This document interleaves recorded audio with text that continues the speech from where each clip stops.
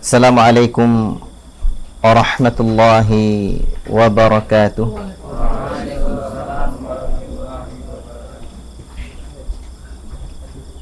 Innal hamdalillah nahmaduhu wa nasta'inuhu wa nastaghfiruh wa na'udzu billahi min shururi anfusina wa min sayyiati a'malina.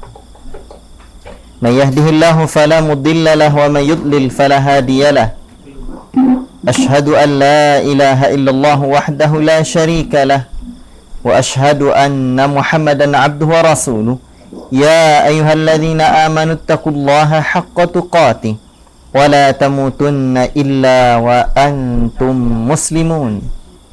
Ya ayyuhan nasu taqu rabbakumul ladzi khalaqakum min nafsin wahidah wa khalaqa minha zawjaha wa batha minhuma rijalan katsiran wa nisaa wattaqullaha alladzi tasaaluna bihi wal arham innallaha kana 'alaikum raqiba. Ya ayyuhalladzina amanu taqullaha wa qulu qawlan sadida yuslih lakum a'malakum wa yaghfir lakum dhunubakum wa man yuti'illaha wa rasulahu faqad faza fawzan 'azima. Amma ba'd. Ikhwati fillah, barakallahu fikum. Syukur kita kehadirat Allah Rabbuna tabaraka wa ta'ala, Rabb yang telah menciptakan kita, mengatur kita dan senantiasa mengawasi kita. Pada malam ini Allah Ta'ala pertemukan kita dalam majlis ini, majlis yang senantiasa diberkahi oleh para malaikat insyaallah ta'ala. Bahkan inilah di antara majlis orang yang tidak ikhlasnya pun mendapatkan keutamaan, dinaungi oleh para malaikat. Apalagi kalau orang-orang yang ikhlas, yang hadir, tentu akan mendapatkan fadilah yang teramat sangat besar. Al-ilmu la ya'diluhu syai' idza sahhatin niyyah. Ilmu tidak ada yang lebih tinggi darinya apabila niatnya adalah niat yang benar. Apalagi ilmu tersebut adalah ilmu yang paling tinggi, syaraful ulumi bi syarafil ma'lum. Mulianya satu ilmu tergantung dengan mulianya ilmu yang dipelajari. Dan ilmu tauhid adalah ilmu mempelajari tentang hak Allah Subhanahu wa taala. Oleh karena itu tidak diragukan lagi ilmu tauhid adalah semulia-mulia ilmu. Maka oleh karena itu para ulama menyebut ilmu tauhid juga dengan fiqhul akbar, fikih besar. Syukur kita kepada Allah Subhanahu wa taala kita dapat lanjutkan majlis kita ini, sudah sekian lama terhenti. Dan insyaallah taala setiap Senin malam Selasa insyaallah akan kita lanjutkan majlis kita ini. Pada malam ini saya tidak izinkan live di Facebook, sekedar hanya murajaah saja. Dan bagi santri itu ada saya kirimkan tadi catatan-catatannya. Itu bukan saya yang nulis, itu murid-murid saya yang akhwat yang nulis itu. Ya, itu sudah saya kirimkan tadi daftar rekamannya. Ada berapa itu? Ada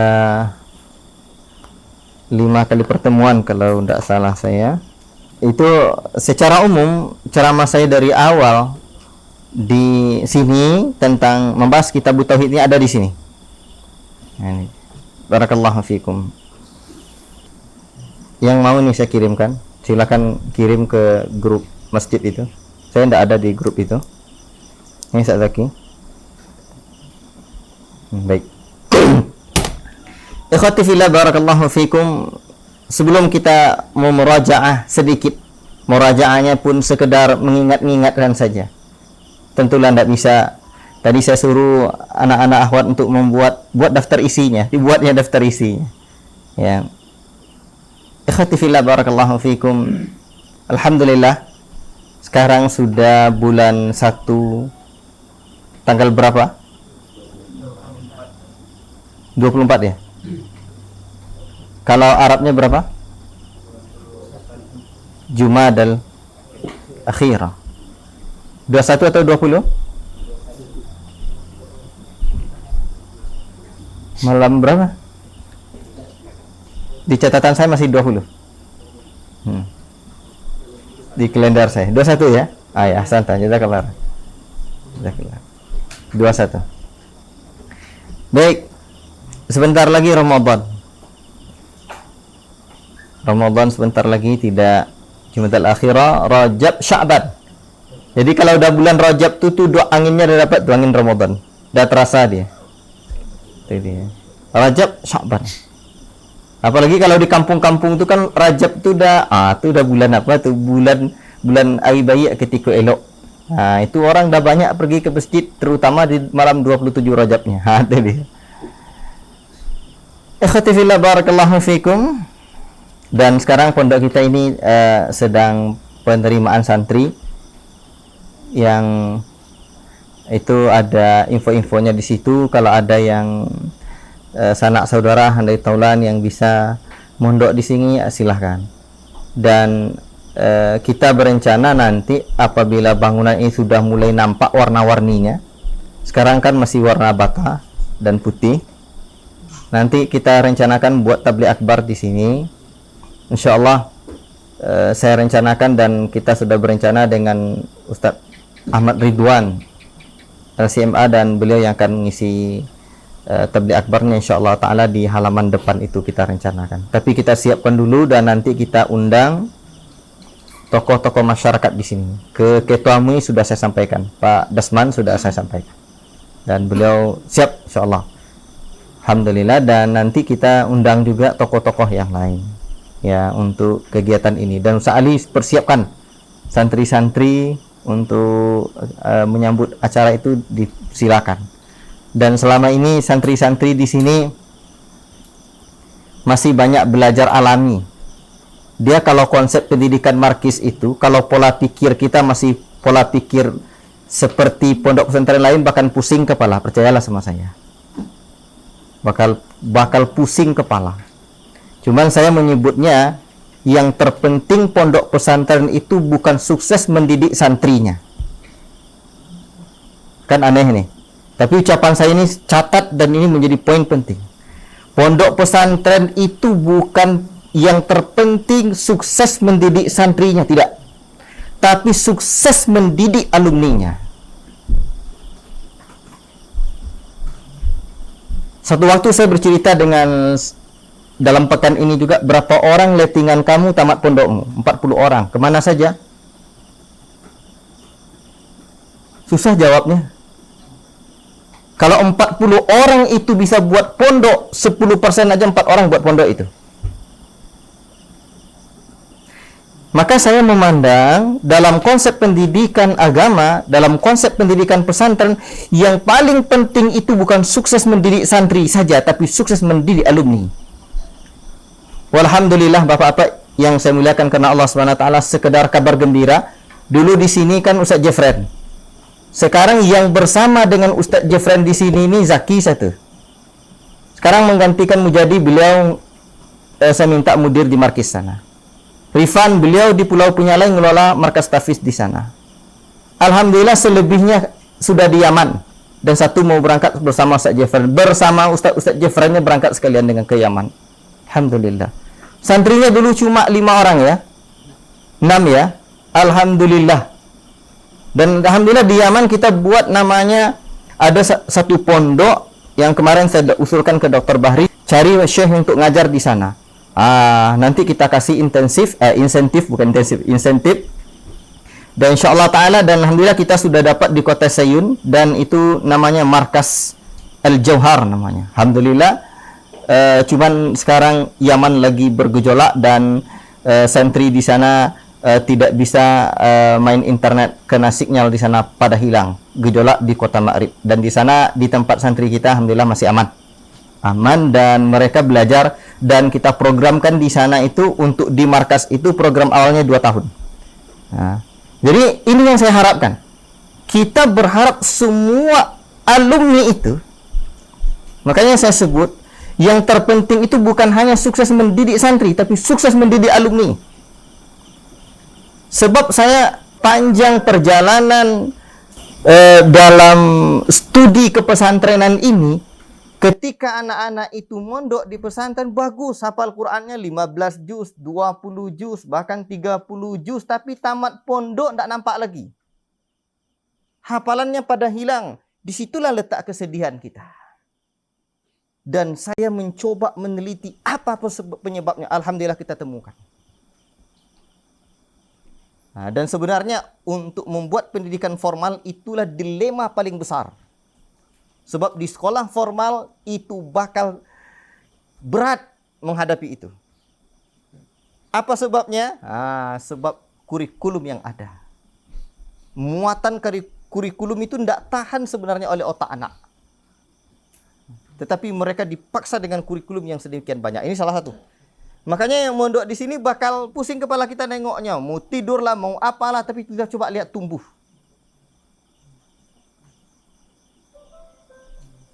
Dia nih cukup nakal juga dulu nih. Sekarang cap saya tengok. Betul nih? Udah jadi ustadz dia sekarang saya tengok. Alhamdulillah. Kemarin saya jumpa sama kawannya. Dia dari pondok lain, tidak saya sebut. Dan banyak saya jumpai di markis itu, di pondok kita itu, anak-anak pondok lain bermasalah. Itu sebabnya bapak-bapak saya buat, tidak bisa saya buat seperti itu. Rata-rata yang saya terima anak pondok lain sampai di markis 75%, kalau tidak 85% bermasalah. Padahal hafalannya 20 juz, 15 juz. La ilaha illallah. Dan kita coba lagi menatanya. Alhamdulillah yang mau. Tetapi kalau yang nggak mau, kalau orang tuanya tidak mau, tidak yakin dengan apa yang kita lakukan, ya payah aja. Rumit. Karena kita buatnya seperti bebas, padahal tidak bebas. Disitulah letaknya. Maka nanti kalau anak-anak yang di sini, saya yakin di sini formal kita buat. Sini insya Allah saya meminta untuk membuat SMP di sini. Tapi kawan-kawan apa memang mampu kita besok Ustadz SMP? Apa anda MTS katanya? Tapi saya masih usahakan untuk SMP. Karena Ustadz Isnen itu bilang sama kami SMP itu berat katanya. Yang paling mudah itu cuma Salafiyah Ula, Wustong Ulia. Itu ilmu Isnen. Ya, berat SMP itu kata beliau. Di dinding-dinding lokal kita tuh foto presiden aja isinya tuh. Apa caranya tuh? Tak bisa dihilangkan itu. Makanya kalau beliau sendiri menyarankan kepada kawan-kawan ini jangan buat SMP. Tapi saya pasti berharap untuk buat SMP. Sebab alhamdulillah saya ambil kuliah S2 non formal itu salah satu mata kuliahnya yang saya dalami itu Islamisasi ilmu sains. Saya menarik sekali. Alhamdulillah dosen-dosennya itu pakar-pakar pendidikan. Alhamdulillah ustadz kita banyak yang ambil S3 di UIK, dan alhamdulillah ternyata dosen-dosen di sana, dosen-dosen saya yang ngajar di kuliah itu. Alhamdulillah. Maka cuman yang paling berat itu yang bisa mengislamisasi. Itu payah. Mengislamisasi sains, islamisasi IPA. Maka anak-anak markis itu sekarang yang besar-besar itu saya wajibkan kuliah. Ada yang jurusan PPKN, ada yang jurusan biologi, ada yang jurusan PPKN, dan jurusan-jurusan yang lain. Awalnya mereka nggak mau kemarin, tapi alhamdulillah karena anak-anak di sana cukup manut, ya udah. Sekarang baru mengerti mereka. Ya, karena berat mencari guru. Permasalahan sekolah dan pondok itu guru lah yang paling berat. Maka tahun ini Yayasan Markis itu memberikan beasiswa untuk anak-anak kita ini 10 orang S1. Ya. S2 juga ada, S3 juga ada. Dan tahun depan saya targetkan S3, ini tahun ini insya Allah 2022 ini saya mencari S3 5 orang. Ya. Dan insya Allah tahun ini ada yang S3 ngambil manajemen pendidikan insya Allah. Orang Kampar Kiri, alhamdulillah orang Kampar Kiri. Saya punya data anak S1, S2 yang ada di Lipat Kain dan Kenegerian ini. Kami sekarang sedang mendata yang rantau Kampar Kiri ini lagi. Sehingga nampak kita nanti anak-anak ini perlu kita untuk merekrut mereka. Barakallahu fikum. Inilah mungkin pondok kita perkembangannya. Walhamdulillah ini anak-anaknya sekarang untuk program S1-nya masih jalan di sini. Selesai di KUSA itu apa gelarnya Sa'ali? LC Sa'ali? Enggak, LC. Alhamdulillah anak-anak mondok di sini kalau tidak terlulus nanti anak-anak bapak-bapak sekolah di Asuna, di Libya atau di Madinah tidak lulus antar aja ke Madinatul Iman nih. 4 tahun kuliah anak di sana pulang LC, di sini juga LC insya Allah. Dan itu rizki besar. Dan itu Sak Bu Yusuf mengelola itu. Karena pendirinya Kusa itu di Mesir itu guru kontannya Sak Bu Yusuf. Kalau Syekh itu datang ke Indonesia, itu Sak Bu Yusuf mengurus itu. Jadi di sananya Syekh Wahid Abdul Salam Bali namanya, Syekh Khalid Al-Juhani dan yang lain-lainnya. Kemarin ada rencana Syekh Toha itu datang ke sini, qadarullah belum datang sini, beliau udah meninggal dunia. Apa boleh buat? Ya. Jadi mohon doakan cita-cita Pak Agus untuk pesantren ini menjadi pesantren yang besar. Alhamdulillah, dan sekarang izin operasionalnya udah keluar. Izin dia sekolah itu, saya melihat dakwah yang terbaik itu memang sekolah kita buat. Tapi memang harus kita buat kokoh. Bayangkan markis itu 3 tahun, 2 tahun setengah itu tidak sholat Jumat kita di sana. Di sini kemarin Sak Bu Yusuf dah minta saya, Ustaz kita buatlah sholat Jumat sini lagi. Belum. Entah kalau dari buat juga anak-anak sini. Tapi tidak saya kasih izin kemarin. Apa sebab? Saya membaca situasi, saya sebutkan ini kondisinya, ini kondisinya, ini kondisinya, ini kondisinya. Belum lagi Ustaz. Mohon jangan dulu. Sampai orang-orang betul-betul rela dia dalam buatlah lagi di sana baru.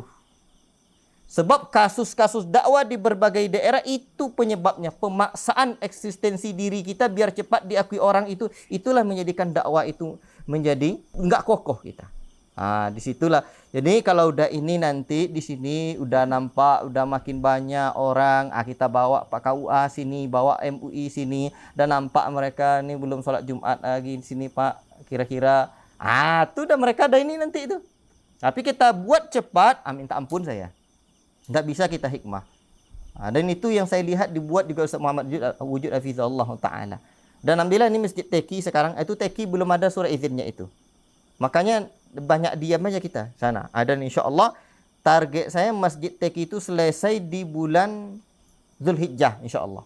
Saya berharap nanti sembelih kurban sudah ada di sana Teki itu. Sebab itu dananya 1,7 M kemarin, tapi anggarannya dihitung lebih setahun yang lalu, lebih pula. Dan itu ada penambahannya, Masjid Teki itu jadinya 25 kali 30.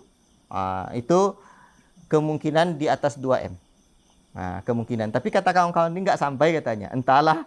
Ya, karena kalau Pak Bahtiar bilang itu 35% itu paling enggak tambahannya Pak ya. Kalau enggak 2 kali lipat.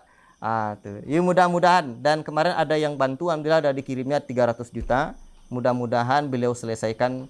Kalau enggak beliau selesaikan ya apa boleh buat seperti masjid di Simpang Bendungan. Bapak itu masih komitmen untuk membuatnya dengan anggaran dana sekitar 1,7 M juga. Cuman sampai sekarang beliau belum mengizinkan kita untuk dibuka donasi. Masih beliau yang mau buat, tapi kita butuh bersabar.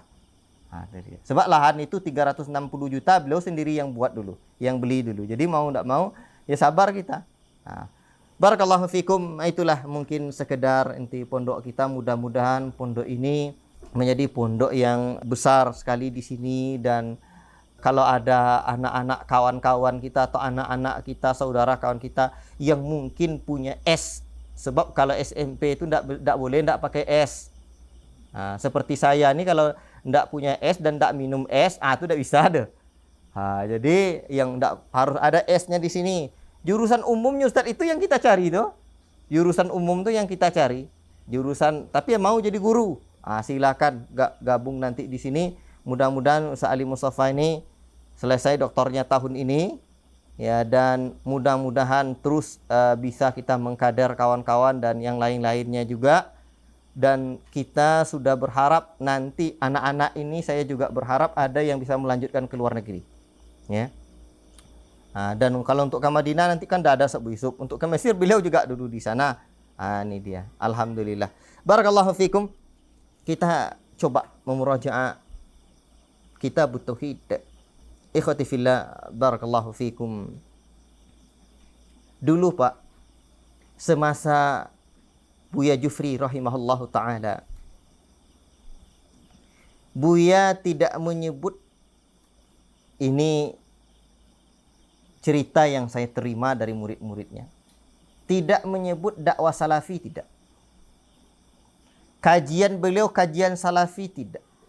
Tapi kajian tauhid, kajian akidah. Pertama. Kedua, dakwah Ahlus Sunnah, dakwah salaf ini itu dikenal sepanjang masa dengan dakwah tauhid. Dakwah tauhid. Syekh Sulaiman Ar-Ruhaili hafizahullah taala, pernah saya mendengarkan beliau menyebut ciri-ciri dakwah Ahlus Sunnah itu ada dua. Satu, dakwah di atas ilmu. Dan kedua, dakwah di atas tauhid. Allahu Akbar. Dakwah di atas ilmu, dakwah kepada tauhid. Bahkan Syekh hafizahullah taala menjelaskan seorang dai Ahlus Sunnah, dia berbicara tentang tafsir, kandungannya adalah tauhid. Mereka berbicara tentang fikih, jabarannya adalah tauhid.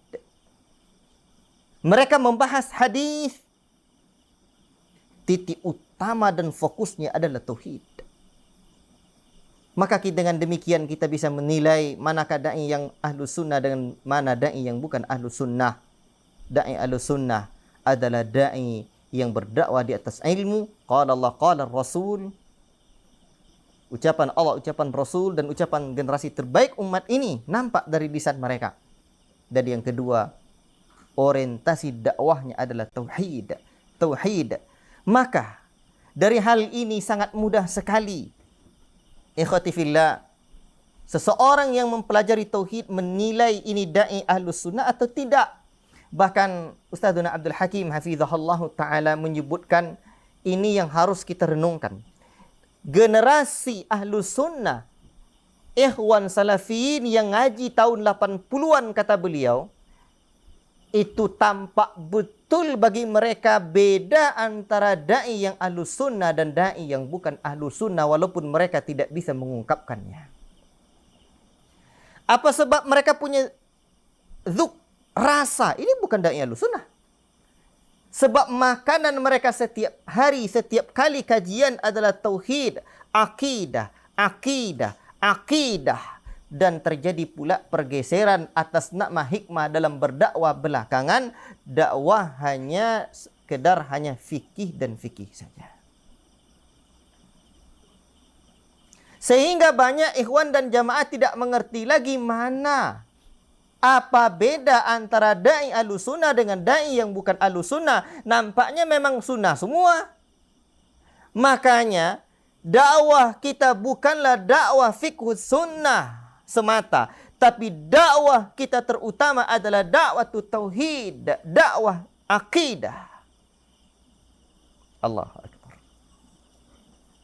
Pembahasan akidah itu ada beberapa poin, sekitar 9 poin pembahasan akidah. Sebagian para ulama menyebut dibagi menjadi demikian. Dan yang pertamanya adalah dari poin pembahasan akidah yang pertama dan utama adalah tauhidullah, mentauhidkan Allah. Ikhwati fillah, barakallahu fikum. Maka kalau nanti kita melihat ada dai-dai yang terkenal masuk TV, terkenal di YouTube. Sekarang tak bisa-bisa tak masuk TV, tapi di YouTube lebih terkenal. Apalagi sekarang nih zamannya lebih duluan terkenal di YouTube daripada di TV. Ikhwati fillah, mudah saja menilai apakah dia dai Ahlus Sunnah atau bukan. Tengok kitab akidah tauhid, kitab akidah yang dia ajarkan sudah ada atau tidak. Kalau ada, kitab apa dia? Tidak mungkin seorang dai besar terkenal tidak mengajarkan kitab tauhid atau kitab yang muatannya adalah akidah dari kulit awal sampai kulit akhirnya bermuatan akidah. Tidak mungkin seorang dai Ahlus Sunnah yang menjadi materi utama dari dakwah Ahlus Sunnah adalah akidah, tidak mengajarkan akidah. Tidak mungkin. Lihatlah. Barakallahu fiikum. Baik. Ikhwati fillah, cuma akidah apa dulu? Terkait dengan kitab tauhid, ya, kitab tauhid itu Saya dulu di pondok, poin ini dipotong. Tak boleh dimasuk YouTube. Dulu saya di pesantren juga belajar kitab Tauhid. Judulnya kitab Tauhid juga. Namun pembahasannya akidah 50. Apa pula ni Ustaz? 20 sifat wajib bagi Allah, 20 sifat mustahil bagi Allah. Satu yang harus. 4 sifat wajib bagi Rasul, 4 pula mustahil satu, dan seterusnya. Itu akidah 50. Itulah yang dibahas dalam kitab itu. Dan syarah dari kitab Tauhid ini bernama kitab Dasuki atau Ummul Barahin. Dan isinya ternyata kitab akidah Asy'ariyah wal Maturidiyah. Itu sebab ketika Allah berikan hidayah di atas akidah tauhid ini, begitu tampak kitab tauhid, mantap nih. Coba pula beli dulu. Itu yang di Kuntu, siapa namanya? Ustaz Tasliman. Itu pula dia tertariknya kitab tauhid. Sama nih. Jadi nanti mengajarkan kitab tauhid di masyarakat Nusantara ini, jangan heran. Sebab orang-orang Asy'ari juga punya kitab Aqidatut Tauhid, tapi jangan sebut Syekh Muhammad bin Abdul Wahhabnya. Berarti khulasatul kalam, kalaulah dai-nya bijak dalam mendakwakan kitabut tauhid, saya ulangi. Kalau dai-nya bijak dalam mendakwakan kitabut tauhid, ini kitabut tauhid adalah di antara bagian kitab yang hikmah insyaallah untuk diajarkan di masyarakat Nusantara ini. Ngaji apa? Ngaji tauhid. Ngaji tauhid. Bahkan rencanakan masjid di simpang jalan Lubuk Payung itu kan namanya besok Masjid At-Tauhid. Itu namanya itu. Tapi entah kapan-kapan ada dana. Itu namanya nanti itu At-Tauhid. Bahkan di Batu Sasak sana kemarin udah ada wacana saya untuk merancang nama masjidnya Ma'rifatullah. Itu nama masjidnya. Karena di kalangan masyarakat tetua kita, awaluddin ma'rifatullah, awal agama mengenal Allah. Ini pula katanya. Tapi para ulama salafin sebenarnya membantah kalimat itu tuh. Kalimat awaluddin ma'rifatullah itu dibantahnya. Sebab awal pertama kali kewajiban kita bukan ma'rifatullah, tapi mengenal apa yang menjadi hak kita kepada Allah. Untuk apa kita diciptakan? Seperti yang dijelaskan oleh Al-Hafidz Al-Hakami dalam A'lamus Sunnah Al-Mansyurah, bahwa kewajiban kita yang pertama mengenal untuk apa kita diciptakan Allah. Itulah bedanya dengan awaluddin ma'rifatullah tadi. Di kalangan orang kaji, orang-orang tua di masyarakat Nusantara ini, awal kewajiban itu apa? Awaluddin ma'rifatullah, awal agama mengenal Allah. Itu dia. Dari sisi apa Ustaz? Tidak, sekarang saya bahas itu. Tidak. Sekarang apa bedanya? Dulu saya bingung juga. Betul juga ini. Tapi kok ulama salafi membantahnya? Itu hebat ulama salafin itu. Sedetil-detilnya mereka punya bantahan.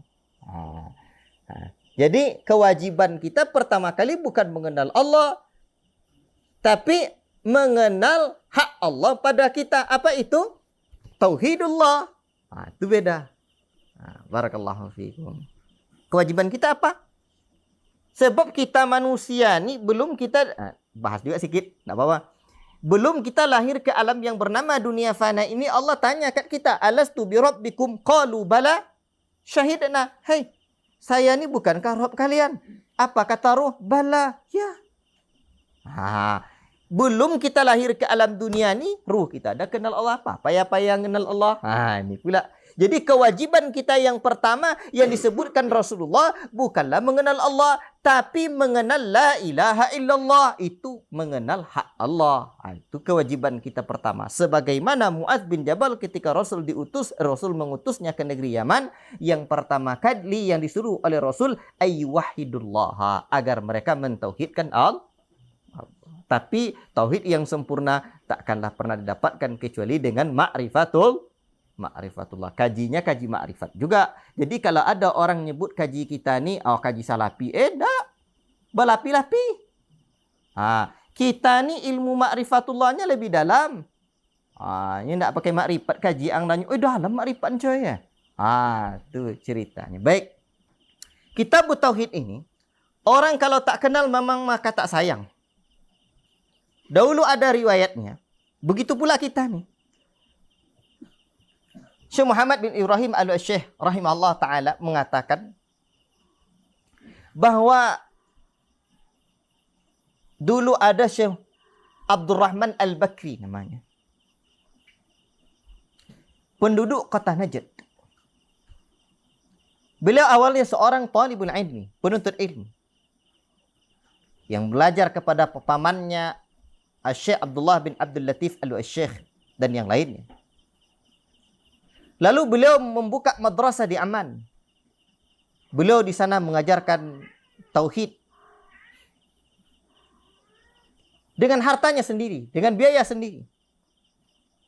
Apabila harta beliau telah habis, maka beliau mengambil barang-barang dari seseorang dan beliau pergi ke India.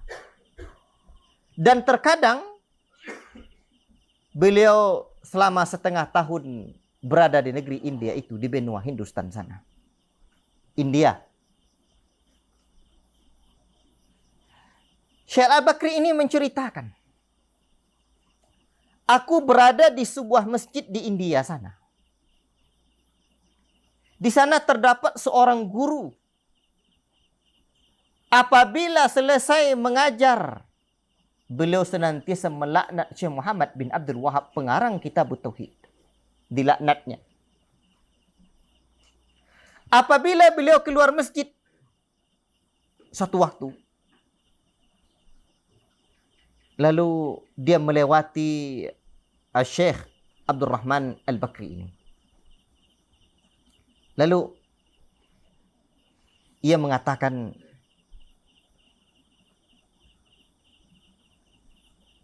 aku bisa bahasa Arab. Akan tetapi aku ingin mendengarnya dari orang Arab. Lalu ia ingin minum air dingin di tempat Syekh Abdurrahman al-Bakri. Ingin dia dengar langsung orang Arab bagaimana cakap, bagaimana ngomong. Nak dekatlah dia begitu. Lalu dia pun minum di tempat Syekh Abdurrahman al-Bakri. Syekh Abdurrahman al-Bakri merasa sedih. Kok bisa-bisanya dia setiap selesai ceramah melaknat Syekh Muhammad bin Abdul Wahab yang dari Najd itu. Ini Syekh Abdurrahman al-Bakri berada di penduduk kota Najd. Ikhwati fillah barakallahu fikum. Lalu beliau ini berbuat siasat. Dibuatnya rencana. Diundangnya Syekh ini. Lalu diambilnya kitab Tauhid. Lalu dicabutnya sampul kitab Tauhid nih. Ini syarahnya nih. Dicabutnya sampul kitab Tauhid nih. Diletakkan dalam rak. Di rak beliau. Di rumah Syekh Abdurrahman al-Bakri ini. Sebelum Syekh dari India nih. Orang India nih. Datang ke rumahnya. Ketika ia hadir, sudah ada di rumah. Berkata Syekh Abdurrahman al-Bakri, apakah Anda mengizinkan aku untuk membawakan semangka ke sini? Lalu dia pun pergi. Caruh ada dia ambil semangka lu ya nya. Dia ambil semangka adeknya dulu. Ketika aku kembali, ternyata dia sudah membaca dan menggerak-gerakkan kepalanya. Entah gua entah cendu apalah. Lalu dia bertanya, kitab siapakah ini? Jadi sengaja ndeknya Syekh Abdul Razak menjelaskan dalam syarah beliau, itu disengaja ndeknya kitab tu diletakkan sekira-kira nampak dek Syekh kah. Dia ambilnya. Sebab orang pecinta ilmu tu memang kalau lah nampak kitab nak ada lah. Makanya kalau penuntut ilmu, tanda penuntut ilmu dengan tidak penuntut ilmu, tengok saja dia pergi ke perpustakaan atau ke toko buku. Contoh apanya? Risaunya atau tidak? Iku apiti kata bila kannya. Tu penuntut ilmu tu. Sebab penuntut ilmu nengok kitab baru seperti nengok istri baru. Tu cerita. Baik. Tapi nengok istri baru aja yang seperti itu, nengok buku, ndak tu belum lagi itu. Ala kulli hal. Baik. Lalu kata beliau, saya dari India ini kitab judul-judulnya mirip dengan kitab Sahih Al-Bukhari ini. Wah.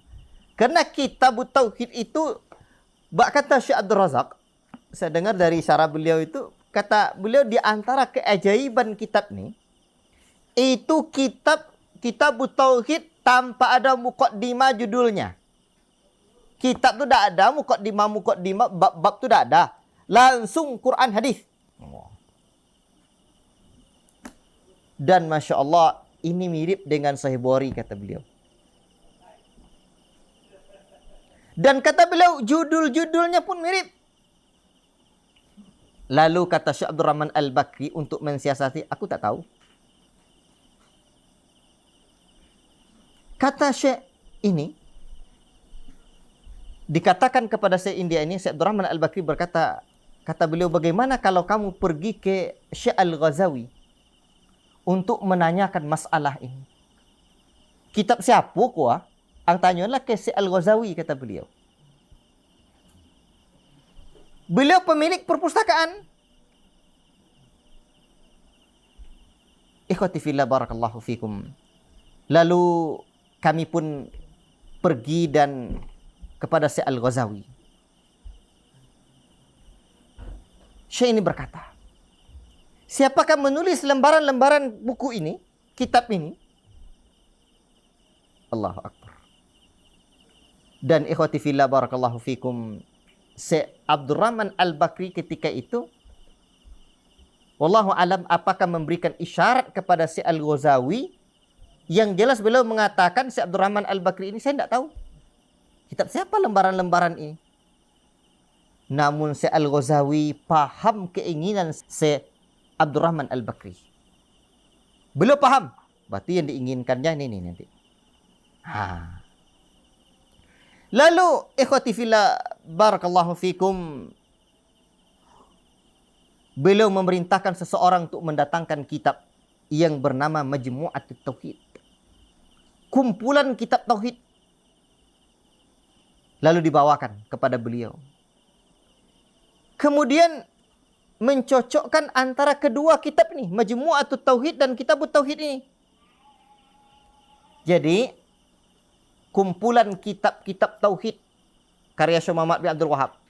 Jadi seperti Syekh Abdul Razak itu kan banyak kitab-kitabnya. Itu ada Majmu' Ar-Rasail. Majmu' Ar-Rasail itu kumpulan kitab-kitab beliau. Jadi kitab-kitabnya yang terpisah-pisah itu dikumpulkan. Jadi kitab kumpulan.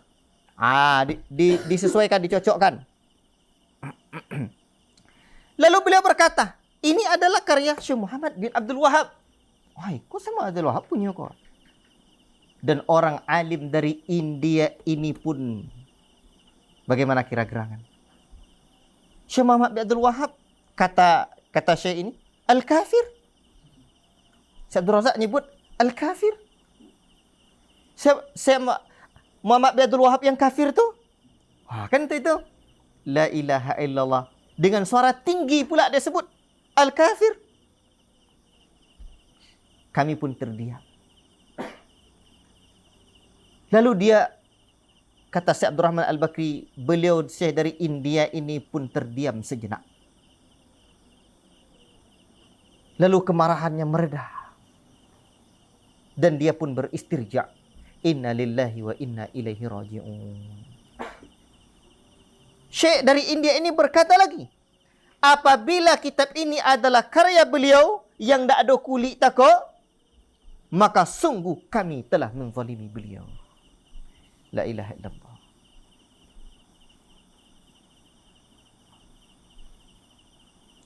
Dan setiap hari beliau setelah itu mendoakan Syekh Muhammad bin Abdul Wahab di hadapan muridnya, dan murid-muridnya pun ikut mendoakan Syekh Muhammad bin Abdul Wahab itu.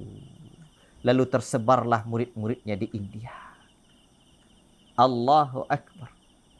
Demikianlah kondisi ketika orang-orang belum mengenal Syekh Muhammad bin Abdul Wahab. Beliau difitnah. Beliau dizalimi dengan berbagai macam tuduhan. La ilaha illallah. Dan murid-murid Syekh dari India ini, itu setelah tersebar di India, murid-muridnya pun mendoakan Syekh Muhammad bin Abdul Wahab. Makanya dari India ini tidak serta-merta hanya salah satu golongan saja yang ada di sana.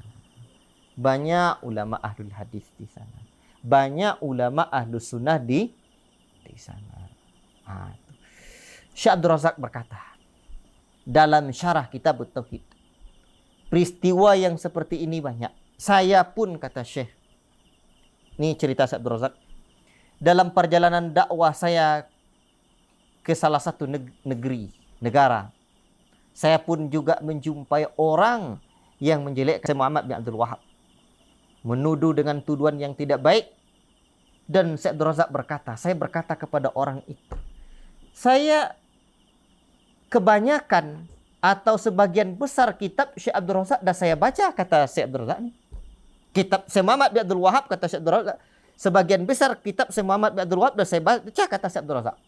Tapi saya tidak menemukan apa yang kamu sebutkan itu di kitab-kitab beliau. Bolehkah kamu sebutkan di kitab mana beliau menyebutkan poin itu?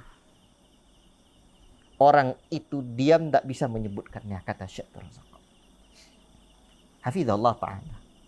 Kami pun berdialog banyak. Lalu kata Syekh Abdul Razak, saya berkata kepadanya, berapa orang kamu punya anak? Syekh Muhammad bin Abdul Wahab ini, anaknya sebagian besarnya adalah nama-nama ahlul bait, nama-nama keluarga Nabi Sallallahu Alaihi Wasallam.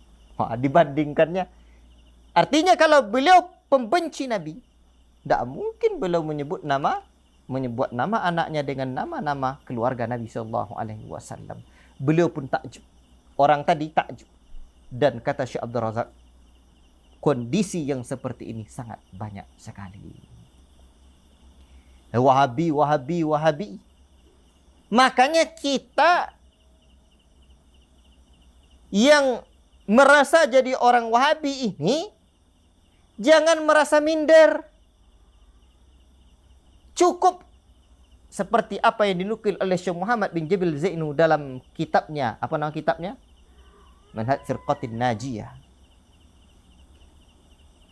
In kana tabi'u Ahmadi Wahabi fa anal mukirru bi annani Wahabi.